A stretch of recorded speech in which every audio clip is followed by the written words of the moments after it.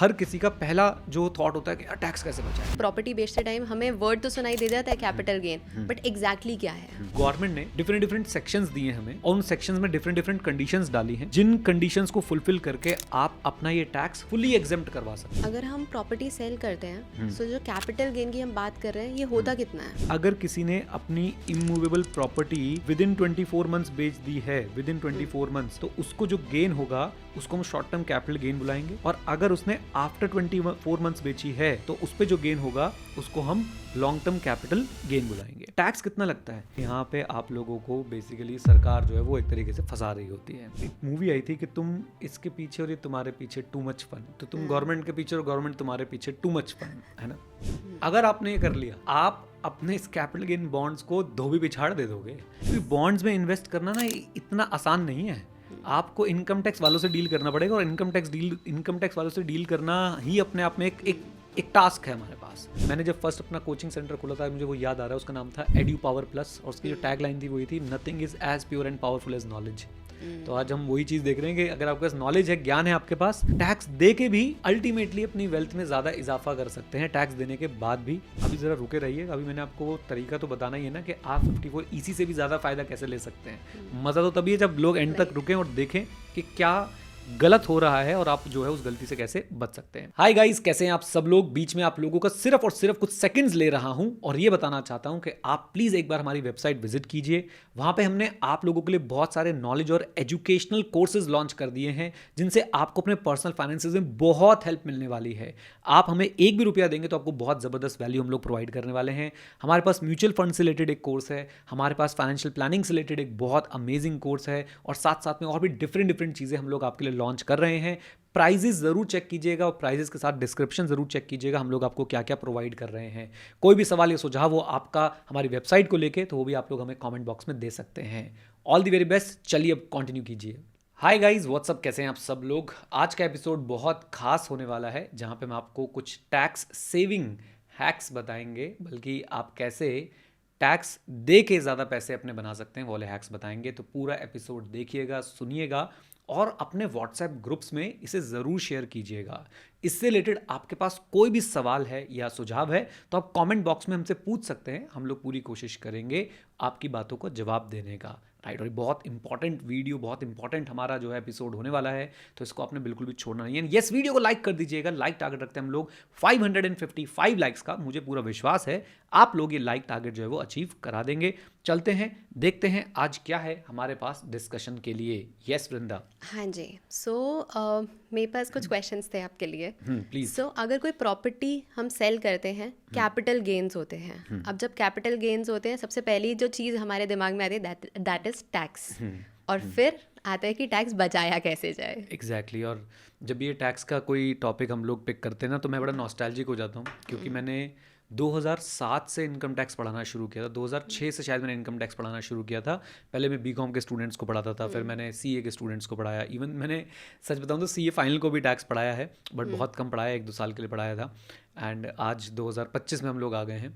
And ये section जो है ना, ये सेक्शन मतलब मैंने फर्स्ट टाइम इसे सीए इंटरमीडिएट में पढ़ा था, जो हम यहाँ पे डिस्कस करेंगे। एंड ये जो टैक्स सेविंग हैक है, और आज मैं आपको ऐसी चीज़ बताऊंगा कि आप इस सेक्शन को इग्नोर करके भी जो है वो अपना टैक्स कैसे रिकवर कर सकते हैं, वो मैं आपके साथ चर्चा करने की कोशिश करूंगा। एंड येस, फॉर श्योर, जब आपने बताया कि जब हम प्रॉपर्टी बेचते हैं तो काफ़ी हैवी हमें जो है वो कैपिटल गेन्स होते हैं एंड इनकम होती है, उस इनकम को हम लोग कैपिटल गेन्स बुलाते हैं। मैं उसके भी डिटेल में जाऊँगा। एंड हर किसी का पहला जो थॉट होता है कि टैक्स कैसे बचाएं, राइट। रिसेंटली मेरे फादर साहब ने भी अपनी एक बहुत पुरानी प्रॉपर्टी जो है वो सेल करी थी और उस पर अच्छा खासा जो है वो टैक्स बन रहा था। एंड जो मैंने उनको सजेस्ट किया वही एग्जैक्टली जो है मैं यहाँ पे बात करने वाला हूँ कि कैसे आप लोग जो है वो अपने टैक्स पे करने के बाद भी जो है वो अपना कैश इनफ्लो मैक्सिमाइज कर सकते हैं, राइट। एंड ये कोई इलीगल तरीका नहीं है, पहले मैं बता दूं कि कभी अगर ये सोच रहा हूँ कि भाई हम किसी इलीगल तरीके के बारे में बात करने जा रहे हैं, तो no, it's not a illegal thing. ये कंप्लीटली हम लोग 4 squares of the income tax law में रहने वाले हैं। 4 corners of the income tax law के अंदर रहते रहते हम लोग जो है जो भी प्लानिंग कर पाएंगे, आपको बता पाएंगे, वो आपको बताने की हम कोशिश करेंगे। सो टैक्स कैसे मिनिमाइज होता है, इसी पे हम लोग अब आगे बातचीत करते हैं। राइट। सो सबसे पहले तो मैं जानना चाहूंगी कि कैपिटल गेन है क्या, मतलब प्रॉपर्टी बेचते टाइम हमें वर्ड तो सुनाई दे जाता है कैपिटल गेन, बट एग्जैक्टली क्या है? ये आपने बहुत अच्छा क्वेश्चन पूछा और मैं आपको बता देता हूँ कि कैपिटल गेन्स कैसे काम करते हैं। हम सामने वाइट बोर्ड पे अब चलते हैं, अपने अंदर के टीचर को मैं जगाता हूँ और आपको बताना शुरू करता हूँ। राइट। अच्छा, सबसे इम्पॉर्टेंट बात कि हमारी वीडियो से बहुत लोग कमेंट करते हैं कि वृंदा को बोलने का मौका नहीं मिलता। ये इल्ज़ाम मैं अपने ऊपर लेता हूँ।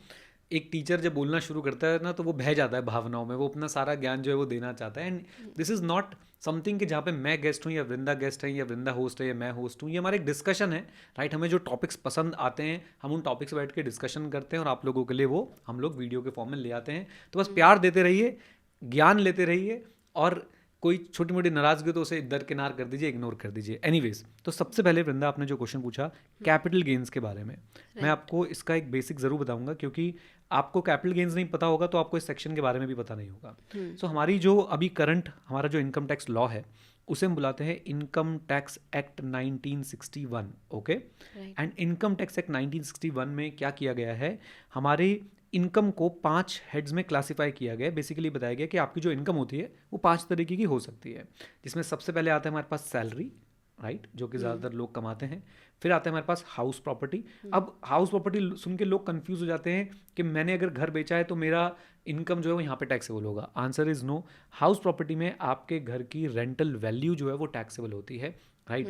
ध्यान दीजिए, मैंने बोला है कि रेंट टैक्सेबल नहीं होता है, आपके घर की रेंट कमाने की कैपेबिलिटी टैक्सेबल होती है। उस पर कभी और चर्चा करेंगे। फिर हमारे पास ऐसे ही एक और हेड आता है जिसे हम बुलाते हैं पीजीबीपी, जो profit and gains of business and profession से डील करता है। तो अगर आपकी बिजनेस की इनकम है, आपकी कोई प्रोफेशनल इनकम है, तो वो यहाँ पे टैक्सेबल होती है। And then we have capital gains. ये पूरा एक हेड है कैपिटल गेन्स, राइट। और उसके बाद मैं जल्दी से अदर सोर्सेज के बारे में बताता हूँ, फिर मैं कैपिटल गेन्स पे आऊँगा। और 5वां हेड होता है अदर सोर्सेज, जिसमें हम लोग बोलते हैं कि भाई जिसका कोई नहीं होता उसका अदर सोर्सेज होता है। फॉर एग्जांपल डिविडेंड इनकम अगर आपको मिल रही है आपके स्टॉक्स पे, तो वो अदर सोर्सेज हेड में जो है वो टैक्सेबल की जाती है। Now let's talk about capital gains, क्योंकि जो कि आज हमारी चर्चा है वो कैपिटल गेन्स पे होने वाली है। तो कैपिटल गेन्स का एक चार्जिंग सेक्शन है, सेक्शन 45 सबसेक्शन 1। ये बोलता है कि अगर आपने अपने कैपिटल एसेट को ट्रांसफ़र किया, अगर आपने अपने कैपिटल एसेट को ट्रांसफ़र किया तो उसकी वजह से जो भी आपकी इनकम होने वाली है वो हम लोग टैक्सेबल करेंगे under the head capital gain, right. Capital asset plus transfer, दोनों कंडीशन जैसे सेटिस्फाई हो गई, यानी कि अब आपकी जो इनकम होगी उस पर हमारा कौन सा हेड अट्रैक्ट होगा। चलो वृंदा मैं पूछ लेता हूँ। यस, कैपिटल गेन का हेड जो है वो हमारा अट्रैक्ट हो जाएगा और आपको जो टैक्स पे करना पड़ेगा वो कैपिटल गेन हेड में जो है वो पे करना पड़ेगा, राइट। नाउ सो अब जब भी हम कोई लैंड बिल्डिंग या दोनों LBB, लैंड बिल्डिंग और बोथ, जब हम लोग सेल करते हैं, राइट, तो उस पर जो हमारी इनकम होगी जब हम सेल करते हैं, याद रखिएगा रेंटल वैल्यू उसकी हाउस प्रॉपर्टी हेड में टैक्सेबल होती है। जब हम सेल करते हैं तो उसकी जो इनकम है वो कहाँ टैक्सेबल होती है, वो टैक्सेबल होती है under the head capital gains. अब यहाँ पे आप देखोगे कि लैंड बिल्डिंग और बोथ बेचने में, मतलब आप ऐसा बोल लीजिए इमूवेबल प्रॉपर्टी जब आप बेचेंगे तो उस पर जो आपके कैपिटल गेन्स होते हैं वो बहुत हाई होते हैं, बहुत ज़्यादा हाई होते हैं, राइट। और गवर्नमेंट ने डिफरेंट सेक्शंस दिए हमें और उन सेक्शंस में डिफरेंट कंडीशंस डाली हैं, जिन कंडीशंस को फुलफिल करके आप अपना ये टैक्स फुली एग्जेम्प्ट करवा सकते हो, यानी आपका जो कैपिटल गेन में टैक्स बनता है उसको फुली एग्जेम्प्ट करवा सकते हो, राइट। जैसे कि देयर इज अ सेक्शन 54, उसकी अलग कंडीशन है। मैं जस्ट आपको एक ओवरव्यू देता हूँ कि आपने रेजिडेंशियल हाउस प्रॉपर्टी बेची और आप उससे फिर दोबारा रेजिडेंशियल हाउस प्रॉपर्टी ही खरीद रहे हैं, यानी आपने पहले आपके पास एक घर था, छोटा घर था, आपको बड़ा घर चाहिए था, हर किसी को चाहिए होता है, एस्पिरेशन होती है, तो छोटा घर बेचा, उस पर कैपिटल गेन हुए और उसके बाद आपने फिर जो है नया घर खरीदा, तो आप अपने कैपिटल गेन सेक्शन 54 में एग्जेम्प्ट करवा सकते हैं, right. Now there might be a situation के बंदे ने जो है वो लैंड बिल्डिंग और बोथ बेचा, LBB बेचा, इमूवेबल प्रॉपर्टी बेची। अब वो कोई और नई इमूवेबल प्रॉपर्टी नहीं खरीदना चाहता and still he want exemption, right. तो उस केस में जो सेक्शन आता है पिक्चर में वो आता है सेक्शन 54 EC, राइट। इस सेक्शन 54 EC है जो हम डिस्कस करेंगे और लास्ट में बताएंगे कि आपको ये क्यों यूज नहीं करना चाहिए, क्योंकि ये सेक्शन ऐसा सेक्शन है जो एक टैक्स पेयर के फेवर में ना काम करके उसके अगेंस्ट में काम कर लेता है as far as I understand this, right. And again लोगों के अलग अलग व्यूज़ हो सकते हैं, तो हम अग्री टू डिसअग्री कर सकते हैं, वो भी रिस्पेक्टफुली। बट मैं आपको बता दूं कि ये सेक्शन हम आपको बता इसलिए रहे हैं क्योंकि ज़्यादातर जगहों पे जब आप जाएंगे तो आपको यही सजेस्ट किया जाएगा। बट मैं आपको ये भी बताऊंगा कि आपने इस सेक्शन को यूज़ ना करके कैसे जो है अपना कैश जो है, कैश इनफ्लो जो है वो मैक्सिमाइज करना है, यानी कि टैक्स आपको देना भी पड़ जाए उसके बाद भी आप फायदे में कैसे रह सकते हैं। राइट। अच्छा वृंदा, इससे पहले हम आगे बढ़ें, मैं यहाँ पे एक चीज़ हाईलाइट करना चाहता हूँ कि 54 सिर्फ और सिर्फ आपको एग्जेम्पशन देता है रेजिडेंशियल हाउस प्रॉपर्टी के कैपिटल गेन्स पे, और 54 ईसी आपको एग्जेम्पशन दिलवा सकता है any capital asset which is being land और बिल्डिंग और बोथ। दोनों में इररिस्पेक्टिव ऑफ लाइक हमारी कौन सी प्रॉपर्टी है, रेजिडेंशियल है या कमर्शियल यस, ये इन दोनों के सेक्शन के बीच में काफ़ी बड़ा डिफरेंस है। तो अगर आप रेजिडेंशियल हाउस प्रॉपर्टी बेच के रेजिडेंशियल हाउस प्रॉपर्टी ही खरीदना चाहते हैं तो 54 आपके लिए काम करेगा, राइट। लेकिन अगर आपने कमर्शियल प्रॉपर्टी बेची है और आप उसका कैपिटल गेन एग्जेम्प्ट करवाना चाहते हो तो आपके लिए 54 ईसी काम करेगा, राइट। और मेरे फादर का जो केस था वो यही था कि उन्होंने कमर्शियल प्रॉपर्टी बेची थी, तो सेक्शन 54 का वो बेनिफिट ले ही नहीं सकते थे। तो तभी हम लोगों ने इसके ऊपर जो है वो थोड़ा बहुत रिसर्च किया और समझा कि भाई ये कामयाब है या इसके अलावा और कोई चीज़ है जो हमें करनी चाहिए। अगर हम प्रॉपर्टी सेल करते हैं सो जो कैपिटल गेन की हम बात कर रहे हैं ये होता कितना है? सो मेरे हिसाब से जब आप कोई इमूवेबल प्रॉपर्टी सेल करते हैं उसके कैपिटल गेन को आप दो पार्ट में बांट सकते हैं, short term capital gain and long term capital gain. यहाँ पे short term capital gain, long term capital gain कैसे डिसाइड होता है? Depending upon period of holding, और पीरियड ऑफ होल्डिंग यहाँ पे है 24 मंथ्स। मतलब अगर अप टू 24 मंथ्स है तो शॉर्ट टर्म कैपिटल गेन होगा, और ग्रेटर देन 24 मंथ्स है तो लॉन्ग टर्म कैपिटल गेन होगा। इन सिंपल वर्ड्स, अगर किसी ने अपनी immovable property with in 24 months बेच दी है, विद इन 24 मंथ्स, तो उसको जो गेन होगा उसको हम शॉर्ट टर्म कैपिटल गेन बुलाएंगे। और अगर उसने आफ्टर 24 मंथ्स बेची है तो उस पर जो गेन होगा उसको हम लॉन्ग टर्म कैपिटल गेन बुलाएंगे। अब टैक्स कितना लगता है? इमूवेबल प्रॉपर्टी पे अगर शॉर्ट टर्म कैपिटल गेन है तो आपके स्लैब रेट पे टैक्सेबल हो जाती है। और अगर आपने उस पर लॉन्ग टर्म कैपिटल गेन है तो as per the new rules, if I am not wrong, जो डेट है वो है शायद 23 जुलाई 2024, राइट। 23 जुलाई 2024 में जब बजट वगैरह आया था उसके बाद, मतलब 23 जुलाई 2024 के बाद से जो रेट लगेगा वो 12.5% का लगेगा without any indexation, without any indexation. अभी इंडेक्सेशन क्या होता है, अभी ये कॉन्सेप्ट खत्म ही हो गया है, तो हम चाहेंगे कि हम इसकी डिटेल में ना जाएं, बट इतना समझ लीजिए कि भाई अगर आपने 23 जुलाई 2024 के बाद प्रॉपर्टी एक्वायर करी और उसके बाद बेची और वो लॉन्ग टर्म कैपिटल गेन था, तो आपके पास 12.5% का टैक्स लगेगा without any indexation, right, long term capital gain के केस में। तो ये तो हो गए हमारे क्या टैक्स रेट्स डिसाइड कि भाई आपकी प्रॉपर्टी पे जो है वो टैक्स कितना लगता है अगर आप उसको बेच के कुछ पैसा कमाते हैं, राइट। सो ये जो सेक्शन हम डिस्कस कर रहे थे 54 ईसी, इसकी कंडीशंस क्या हैं? इसकी सबसे पहली कंडीशन यही है कि भाई आप जो एसेट ट्रांसफर कर रहे हैं वो लॉन्ग टर्म कैपिटल एसेट होना चाहिए। सबसे पहली कंडीशन यही है, okay. Long term capital asset होना चाहिए, और उसके बाद आपको अगर एग्जेम्पशन क्लेम करनी है तो यहाँ पे आप लोगों को बेसिकली सरकार जो है वो एक तरीके से फंसा रही होती है। सरकार कहती है कि अगर आपको एग्जेम्पशन क्लेम करनी है सेक्शन 54 ईसी में तो आपको बॉन्ड्स खरीदने पड़ेंगे, राइट। फिक्स्ड इनकम बॉन्ड्स होते हैं, आपको वो खरीदने पड़ेंगे, और वो आपको विद इन 6 मंथ्स खरीदने पड़ेंगे। विद इन 6 मंथ्स कहाँ से? From the date of transfer of the capital asset, यानी कि जब आपने कैपिटल एसेट ट्रांसफर किया उसके 6 महीने के अंदर अंदर जो है वो आपको क्या करने पड़ेंगे? अपने बॉन्ड्स खरीदने पड़ेंगे। और ये बॉन्ड्स किसके होते हैं? NHAI इशू करता है, right. RECL, rural electrification corporation limited, ये कुछ और भी ऐसे बॉन्ड्स बता रखे हैं, कुछ स्पेसिफाइड बॉन्ड्स हैं, उनको कैपिटल गेन बॉन्ड भी बोला जाता है। आपको ये बॉन्ड्स खरीदने पड़ेंगे जिसमें 5-5.25% के आसपास का इंटरेस्ट आपको मिलता है, और ये आपको विद इन 6 मंथ्स खरीदने पड़ेंगे। और एक कंडीशन और भी है कि अंडर सेक्शन 54 EC आप मैक्सिमम एग्जेम्पशन जो क्लेम कर सकते हो वो 50 लाख की क्लेम कर सकते हो, right, for a financial year. यानी कि एक ईयर के कैपिटल गेन्स के रिस्पेक्ट में जो मैक्सिमम एग्जेम्पशन आप क्लेम कर सकते हो वो सिर्फ और सिर्फ 50 लाख रुपए तक की कर सकते हो। मैं कुछ एग्जांपल से भी इलुस्ट्रेट करने की कोशिश करूंगा कि ये कैसे काम करता है, but ultimately at the end of the day these are the basic condition कि भैया आपको बॉन्ड्स खरीदने 6 महीने के अंदर खरीदने हैं, और ये जो बॉन्ड्स हैं ये आपने स्पेसिफाइड बॉन्ड्स ही खरीदने, ऐसा नहीं कोई भी बॉन्ड्स आप खरीद लो, जैसे NHAI के हैं, RECL के हैं, PFC के बॉन्ड्स हैं, पावर फाइनेंस कॉर्पोरेशन है, या फिर आपके इंडियन रेलवेज के कुछ बॉन्ड्स हैं, वो सारे बॉन्ड्स खरीदने हैं। और ये लिमिट आपको याद रखनी है कि 50 लाख रुपीज़ तक की ही आपको जो है वो क्या मिल सकती है? एग्जेम्पशन मिल सकती है। अब इसमें खास बात मैं आपको और बताता हूँ। हाँ, एक मूवी आई थी कि तुम इसके पीछे और ये तुम्हारे पीछे टू मच फन, तो तुम गवर्नमेंट के पीछे और गवर्नमेंट तुम्हारे पीछे टू मच फन, है ना। तो वो टू मच फन क्या है? अब बंदा क्या सोचता है? बंदा कहता है सही है, मैं बॉन्ड्स ले लेता हूँ,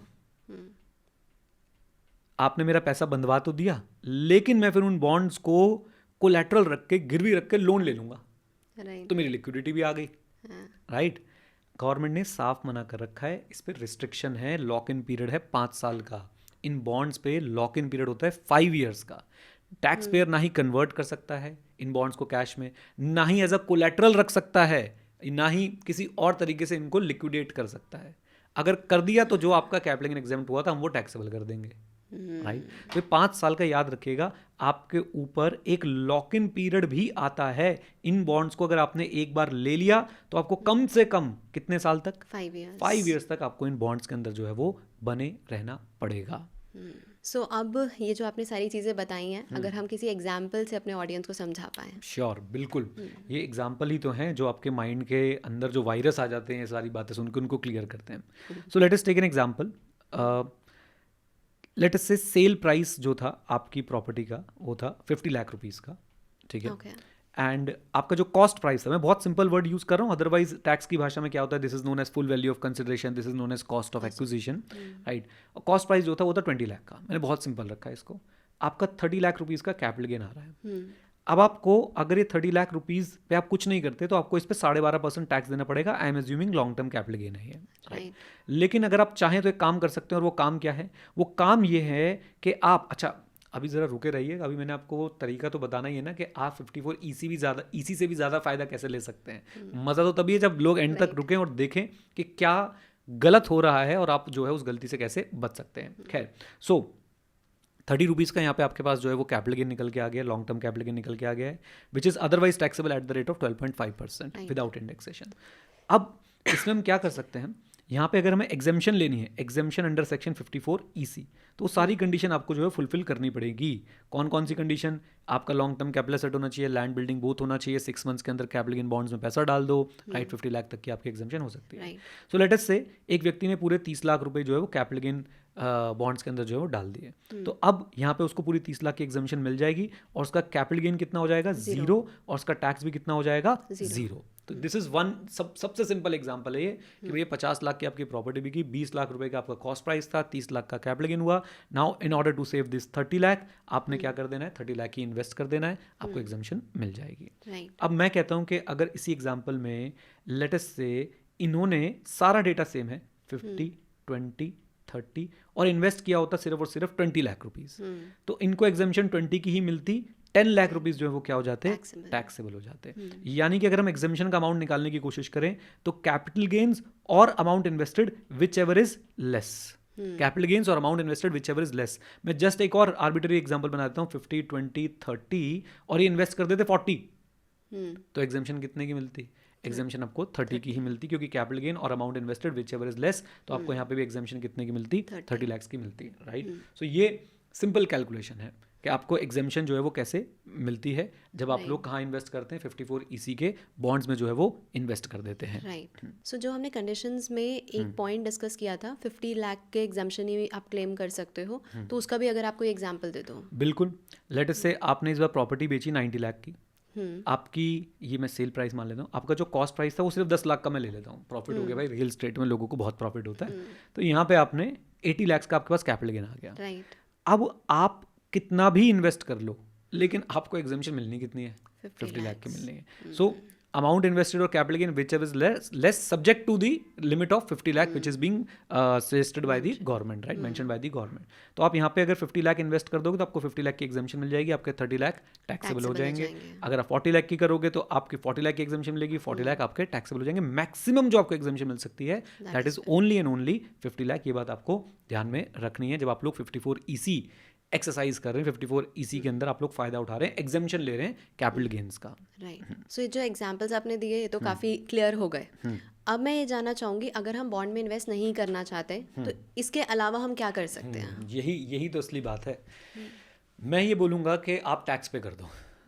अब आप ये सुनेंगे टैक्स पे कर दो, आप कहेंगे ये कैसी बात है जी, राइट। मैं जेन्युइनली आपको बोलना चाहता हूँ कि आप टैक्स पे कर दीजिए और जो आपके पास पैसा है उसे आप किसी भी ऐसी इन्वेस्टमेंट में लगाने की कोशिश कीजिए, कहीं भी ऐसी जगह इन्वेस्ट करने की कोशिश कीजिए, obviously with proper guidance and proper research, जहाँ पे आपको 9-10% का रिटर्न मिल जाए पोस्ट टैक्स।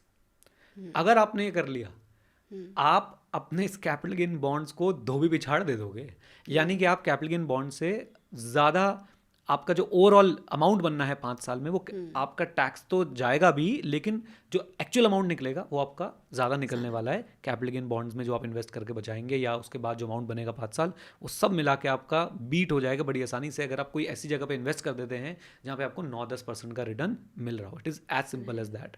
लोग ये समझते नहीं है क्यों, साइकोलॉजी जो है ना वो इस तरीके से हमारी बनी हुई है कि अभी बचा लो, राइट। लेकिन और मुझसे कोई ये भी नहीं बोल सकता कि मुझे तो पैसों की ज़रूरत है अभी, इसलिए मैं जो है वो बॉन्ड, अरे पैसों की ज़रूरत तो आपकी है तो आप बॉन्ड्स वैसे ही इन्वेस्ट नहीं कर सकते, क्योंकि आपका 5 साल का लॉक इन पीरियड आ चुका है, राइट। और बल्कि पैसों की ज़रूरत है तो शायद ऑल्टरनेट इन्वेस्टमेंट जो मैं आपको बता रहा हूँ, वहाँ पे आपकी लिक्विडिटी पे कोई दिक्कत नहीं है, आप जब मर्जी पैसा निकाल सकते हो। ऑल्दो मैं सजेस्ट नहीं करूँगा कि आप पैसा निकालें।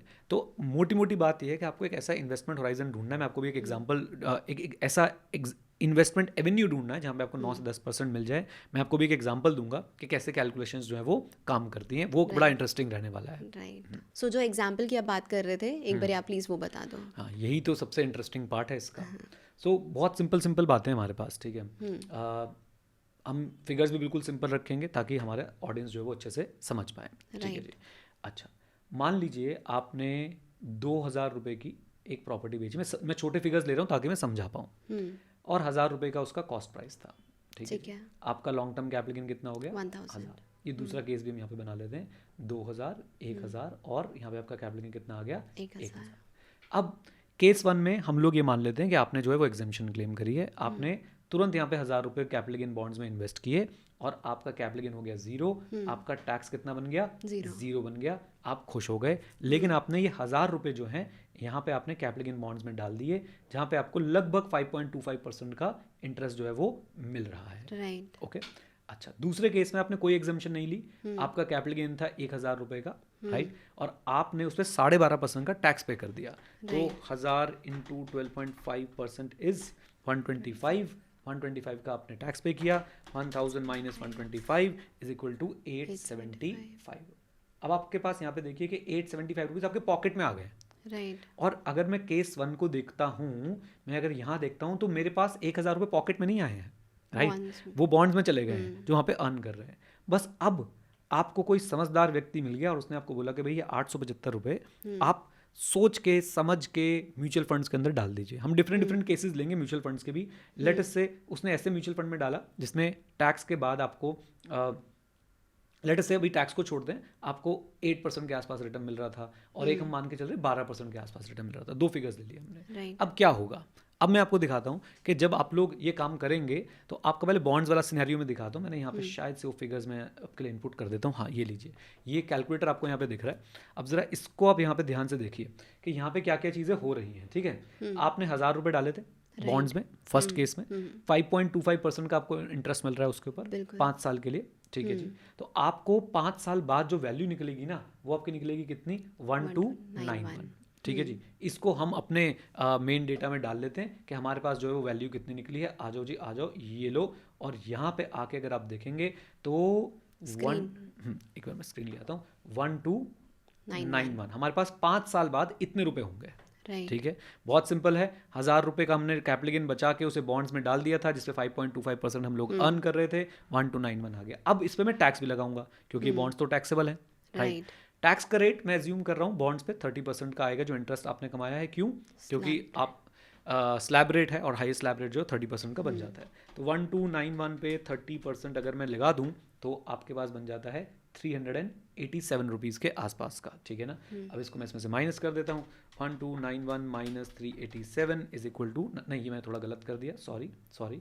टैक्स 1291 पे नहीं लगेगा, टैक्स किस पे लगेगा? जो इंटरेस्ट आपने अर्न किया है, राइट।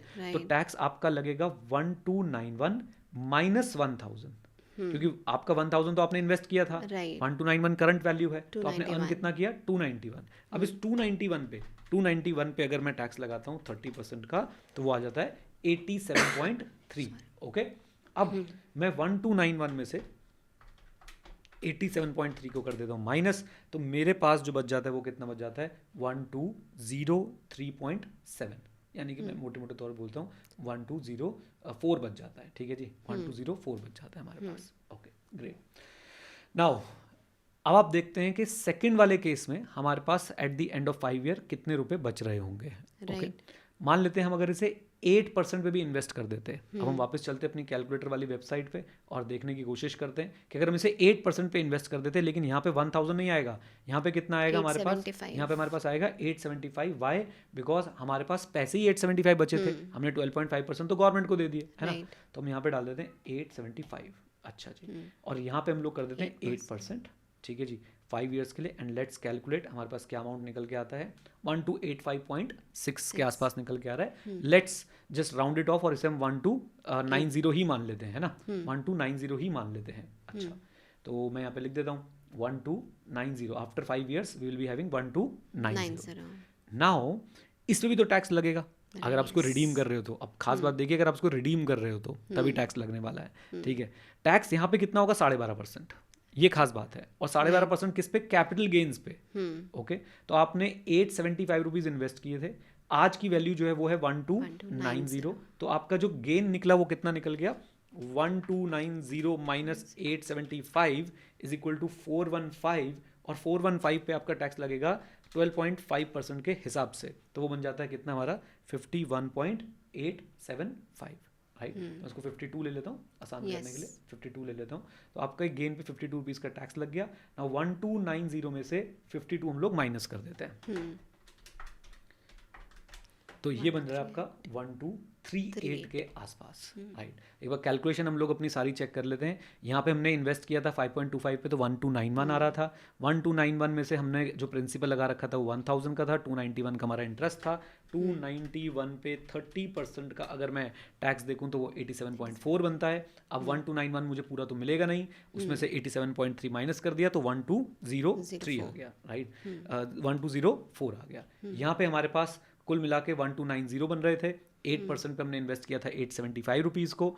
अब इस का जो गेन था, गेन कितना हुआ 875 माइनस 1290, 415 रुपये का आपको गेन हुआ। यहाँ पे 291 का गेन था, ध्यान रखिएगा। इस 415 पे कितने पे टैक्स लगा, 415 पे हमने टैक्स लगाया 12.5% के हिसाब से, वो बन रहा था लगभग 52। तो अब 1290 माइनस 52, मेरे पास जो इन्फ्लो आ रहा है वो कितना आ रहा है 1238। तो eight the end of 5 year अगर आप देखें तो आप इस वाले एग्जाम्पल में, मतलब इस वाले केस में आप ज़्यादा फायदे में हैं, राइट। और अगर इसने 12% का रिटर्न दे दिया, राइट, जो कि हम म्यूचुअल फंड से एक्सपेक्टेशन लगा के चलते हैं, राइट, कोई गारंटी नहीं है बट आप एक्सपेक्टेशन लगा के चलते हैं, तो क्या होगा वो भी मैं आपको दिखा देता हूँ। कैलकुलेटर वेबसाइट पे चलते हैं, यहाँ पे ज़रा 12% डाल देते हैं, ठीक है, ईयरली कंपाउंडिंग है, 5 साल की बात है, कैलकुलेट कर देते हैं। 875 भी था ना, यस, तो आपके पास 1542 आता है। आपकी सारी कैलकुलेशन जो है वो 1542 से अगर मैं करके दिखाऊँ आपको, तो आपके पास at the end of the 5th year 1542 बचे होंगे। उसमें से आपको टैक्स देना पड़ेगा अगर आप रिडीम करेंगे। टैक्स कितना देना पड़ेगा आपको 1542 minus 875, okay, 1542 minus 875 is equal to 667 का आपका कैपिटल गेन हुआ है। इस पे आप लोग टैक्स देंगे एट द रेट ऑफ 12%, और वो हो जाता है हमारा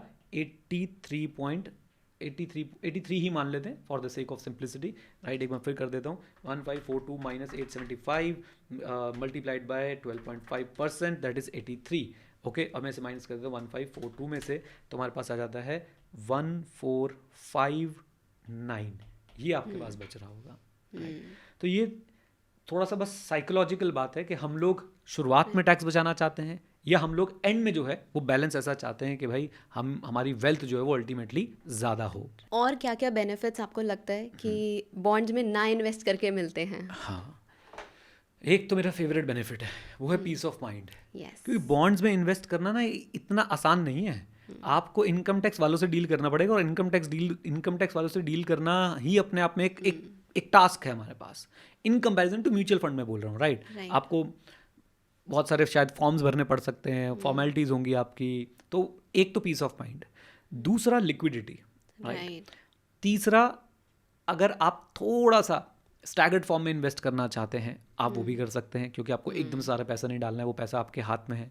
चौथा, अगर आपको पैसा वो कहीं और लगाना है, राइट, आपको अपने यूज़ के लिए चाहिए या कुछ चाहिए, तो भी आप लोग जो है वो उसमें से थोड़ा पैसा निकाल के थोड़ा पैसा इन्वेस्ट कर सकते हैं। आप इसको एक दूसरे एंगल से भी देख सकते हैं कि 875 पूरे ने लगा के 500 रुपये लगा के भी आप लोग जो है बराबर पहुंच जाओगे कुछ समय में, राइट। तो मुझे लगता है कि फ्लेक्सिबिलिटी और peace of mind, complete control, ये सब आपके पास है। और आप थोड़े से भी अगर म्यूचुअल फंड सेवी हैं या फिर आप किसी RIA से सेशन ले लेते हैं या आप खुद सीख सकते हैं, हमारे साथ भी सीख सकते हैं, हमारे कोर्सेज में हम ये सारी बातें सिखाते हैं, तो आप बहुत अच्छे से मैनेज कर सकते हैं अपने इस कैपिटल गेन्स के अमाउंट को, rather than just parking them with the old school bond जिस पे आपको 5.5% का इंटरेस्ट मिल रहा होता है। एंड अगर आपने इन बॉन्ड्स में इन्वेस्ट किया है तो क्यों किया था, मैं ये जानना चाहूँगा आपका। अब सी, ये मेरा थॉट प्रोसेस है और मैं गलत भी हो सकता हूँ और शायद मेरा थॉट प्रोसेस मेरे को सूट करता हो, इसलिए मैं आपसे जानना चाहूँगा, जो लोग हमारे व्यूअर्स हैं, कि अगर आपने कभी इन्वेस्ट किया है ऐसे कैपिटल गेन्स बॉन्ड में तो आपका क्या थॉट था, कि आपने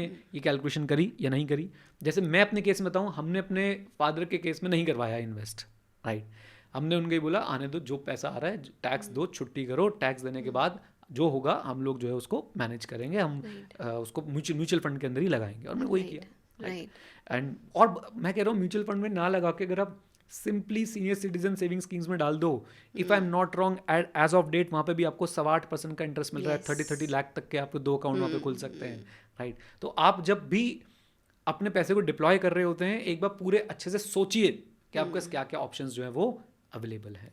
एंड एक बात और बोलना चाहूँगा, यहाँ पे सोचने के चक्कर में बस पैसा मत खो देना, कहीं ऐसी जगह पे इन्वेस्टमेंट कर देना कि जहाँ पे आपको लगे कि भाई जल्दी पैसा बन जाएगा, और वो हमेशा जो मैं आपको वार्निंग देता रहता हूँ, उस वार्निंग को हमेशा अपने ध्यान में रखना है कि वो आपसे ना हो जाए किसी भी हाल में, राइट। और एक चीज़ मेरे को और लगती है कि सीखना बहुत ज़्यादा इंपॉर्टेंट है, बिकॉज अभी रिसेंटली क्या हुआ, like when we were discussing this, जब सारी चीज़ें आप बता रहे थे ना, तो बैक ऑफ द माइंड मेरे पास पूरी स्टोरी चल रही थी।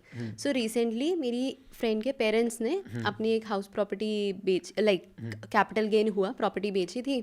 सो सबसे पहले इवन उनके CA ने उन्हें यही सजेस्ट किया कि नहीं नहीं, सेफ जोन है, ये तो गवर्नमेंट ने बोला हुआ है ना, मतलब आप गवर्नमेंट को कैसे चैलेंज कर सकते हो, जो इनकम टैक्स का सेक्शन है उससे ऊपर क्या हो सकता है, उससे ऊपर हमने दिखाया ना क्या हो सकता है। एग्जैक्टली, बट यही है कि अगर नॉलेज हो तो आप वर्क अराउंड देख सकते हो, और ये भी नहीं कि कुछ इलीगल तरीका है, ये आपका पैसा है, आप कैसे मैनेज कर रहे हो। गवर्नमेंट तो खुश है, अपफ्रंट उनको टैक्स मिल रहा है, एग्जैक्टली, उनका भी टैक्स डेफर नहीं हो रहा है, राइट। आप खुश हो, आपका पैसा आपकी जेब में आ गया है, आपके पास आपका पैसा आपकी जेब में आ गया है, आप उसको अपनी मर्जी से इन्वेस्ट कीजिए। एंड बिलीव मी, ऐसे अब सी इसमें क्या है ना कि एक दो हम इसके ड्रॉबैक भी बता देता हूँ मैं अपने मेथड के, जो हमने यहाँ पे डिस्कस किया। जो लोग बिल्कुल रिस्क नहीं लेना चाहते हैं, बाबू भाई हैं, बिल्कुल रिस्क नहीं लेने का है, तो उनके लिए शायद ये सूटेबल ना हो, क्योंकि हर कोई वोलेटिलिटी नहीं झेल सकता, राइट। तो अगर आप बिल्कुल ही रिस्क नहीं लेना चाहते हो तो मैं आपको बोलूँगा सीनियर सिटीजन सेविंग स्कीम तो आप लोग देख ही सकते हो, राइट। अगर आप सीनियर सिटीजन हो तो, या आपके घर में कोई सीनियर सिटीजन है तो, राइट। अदरवाइज मैं तो यही बोलूँगा आपको कि भाई अगर आप थोड़ा सा भी, और इसमें ना सच बताऊँ तो 8-10% में तो रिस्क भी नहीं है, क्योंकि मैं डायरेक्ट इक्विटी फंड्स में ना जाके मल्टी एसेट या फिर बैलेंस एडवांटेज फंड में जाऊँगा, वहाँ पे मुझे इस तरह के रिटर्न्स जो है वो मिल सकते हैं। तो पॉइंट इतना सा है कि जो आपने बात बोली कि सीखना बहुत ज़्यादा ज़रूरी है। नॉलेज अगर आपके पास है, तो मैंने जब फर्स्ट अपना कोचिंग सेंटर खोला था, मुझे वो याद आ रहा है, उसका नाम था एड्यू पावर प्लस, और उसकी जो टैग लाइन थी वही थी, nothing is as pure and powerful as knowledge. तो आज हम वही चीज़ देख रहे हैं कि अगर आपके पास नॉलेज है, ज्ञान है आपके पास, तो आप टैक्स दे के भी अल्टीमेटली अपनी वेल्थ में ज़्यादा इजाफा कर सकते हैं, टैक्स देने के बाद भी, in comparison to the person जो टैक्स बचाने के चक्कर में अपने पैसे को इलिक्विड बॉन्ड्स के अंदर पार्क कर रहा है, एक कम्बरसम प्रोसेस के थ्रू जाके जो है वो पार्क कर रहा है, और ना वो उसको गिरवी रख के लोन ले सकता है। और आपको एक बात और बता दूं, जब बात ही चल रही है तो म्यूचुअल फंड में इन्वेस्ट अगर आपने किया तो आप उसके अगेंस्ट लोन भी ले सकते हो, तुरंत आप म्यूचुअल फंड को कोलैटरल रख के लोन भी ले सकते हैं। करना चाहिए नहीं करना चाहिए, that is a different issue, but आज मेरे पास जितने म्यूचुअल फंड्स हैं उनको तुरंत कोलैटरल रख के लोन ले सकता हूँ। सो इसमें तो बहुत सारी चीज़ें हैं, और ये कभी कभी ना सरकार हमें रास्ता दिखाती है, लेकिन सिर्फ अकेला ही वो रास्ता नहीं होता, और आपका अपना फाइनेंशियल विजडम यूज़ करके डेफिनेटली आपके पास बहुत सारे और एवेन्यूज़ हैं जो ओपन अप हो सकते हैं। Right. Any final thoughts? Final thoughts बस यही है कि ह्यूमन बिहेवियर इंसान से बहुत बड़ी बड़ी गलतियां करवाता है, जैसे कि immediate tax saving versus paying the tax and investing in a instrument जो ज़्यादा लिक्विड, ज़्यादा फ्लेक्सिबल, ज़्यादा रिवॉर्डिंग हो सकता है। हम हमेशा इमीडिएट टैक्स सेविंग को चूज़ करते हैं, विच इज़ रॉन्ग। एंड इसमें मैं एक बात बोलना चाहूँगा, कोई हमें इससे पहले बोले कि आपने बॉन्ड्स पे 30% क्यों लिया, तो आप मत लीजिए बॉन्ड्स पे 30% का टैक्स रेट, आप बॉन्ड्स पे 20% ले लीजिए, 10% ले लीजिए, राइट? क्योंकि मैं ये एज्यूम कर रहा हूँ कि जब आप बहुत बड़ा कैपिटल गेन इन्वेस्ट करेंगे तो आपकी इनकम जो है वो ऑब्वियसली अदर सोर्सेज में जाके टैक्सेबल होगा और वो बहुत हाई रेट पे जो है वो टैक्सेबल हो जाएगा, इसलिए मैंने ऐसा एज्यूम किया। अदरवाइज आप प्ले कर सकते हैं अपने 20% का टैक्स रेट रख के। फाइनल थॉट्स यही है कि ह्यूमन बिहेवियर बहुत ही अजीब है। वो मैं आपसे अगर बोलूँ वृंदा, तो मैं आपसे बोलूँ 8 + 8 + 8 + 8 बता दो तो आप तुरंत बोल दोगे अच्छा 4 बार 8 आ गया 32 हो गया। लेकिन मैं आपको 8 × 8 × 8 × 8 बोलूँगा तो एकदम से आप नहीं कर पाओगे। मैंने 2-4 8 और ऐड कर दिए तो आप पहुँच भी नहीं पाओगे कि ये क्या हो गया, right? So this is the problem कि हम लॉन्ग टर्म पिक्चर बहुत जल्दी देख नहीं पाते, हम कंपाउंडिंग समझ नहीं पाते, हम बड़ी चीज़ों को हमारा माइंड ना तुरंत रिजेक्ट कर देता है, प्रोसेस नहीं कर पाता। तो वो हमारा एक बिहेवियरल इशू है। एंड अगर आप ये बिहेवियरल इशू को समझें और अपने सारे एवेन्यूज चेक कर पाएँ तो आप डेफिनेटली बहुत सारा पैसा जो है प्रॉपर्टी के कैपिटल गेन पे बचा सकते हैं, राइट? चलिए गाइस, तो आज का डिस्कशन को हम लोग यहीं तक रखते हैं। उम्मीद करता हूँ आपने इसे एंजॉय किया, एंड एंजॉय किया तो प्लीज़ चैनल को एक बार सब्सक्राइब करने की कोशिश कर लीजिएगा। वैसे नहीं करेंगे तो भी चलेगा, सिर्फ देखने आ जाया करो, वीडियोस लाइक करा करो, कमेंट किया करो, एंड हमारी वेबसाइट पे विजिट करिए। हम आपके लिए बहुत सारे डिफरेंट प्रोडक्ट्स लेके आ रहे हैं। सारे प्रोडक्ट्स नॉलेज ओरिएंटेड हैं, एजुकेशन ओरिएंटेड हैं, आपको उससे बहुत फ़ायदा मिलेगा। आई एम श्योर कि आपको बहुत वैल्यू मिलेगी और आप लोग डेफिनेटली अपने पर्सनल फाइनेंसेस अच्छे से मैनेज कर पाएंगे। With this note, thank you very much, stay connected, stay here, जय हिंद। और हाँ मित्रों, सीखते रहें क्योंकि सीखना शुरू तो जीतना शुरू। Bye bye and take care, God bless you all.